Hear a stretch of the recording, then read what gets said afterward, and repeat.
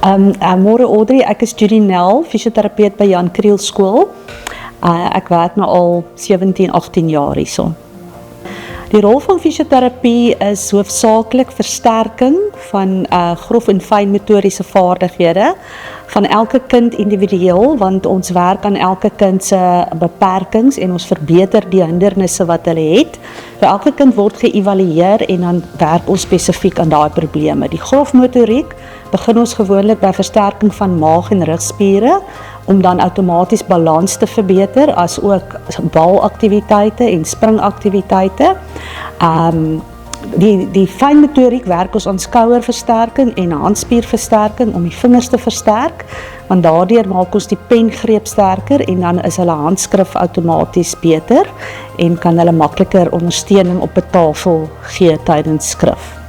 Goed, in die grondslagfase van graad R tot graad 3 werk ek hoofsaaklik met al die kinders wat behoeftes het of wat hindernisse het. Die graad R leerlinge sien ons deurgangsdeur, so daar's geen uitsondering nie.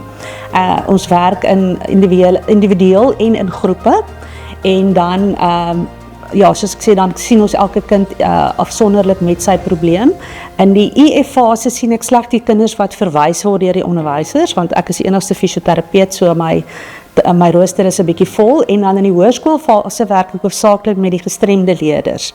Nou dit is rolstoelgebonde kinders en daar konsentreer ons hoofsaaklik op die instandhouding van die leerders se liggaam, die gewrigte, die spiere en ook die sitposisie wat baie belangrik is vir rolstoelleerders.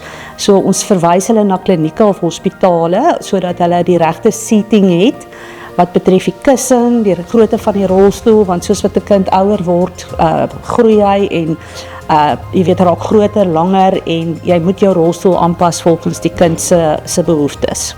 Ek werk met die leerders, want dit is vir my baie bevredigend om te sien hoe 'n kind vorder, hoe hy na 3 maande of 6 maande goed kan doen wat hy nie kon doen in die begin van die jaar nie.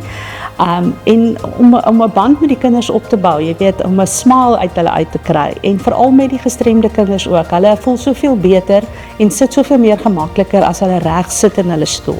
En dan kan jy hulle net een keer 'n dag net 'n bietjie opskuif en hulle gemakliker maak, dan sien jy ook 'n glimlag. So dit is regtig vir my, ek is baie lief vir kinders, so dit is regtig vir my 'n voorreg om met kinders te werk.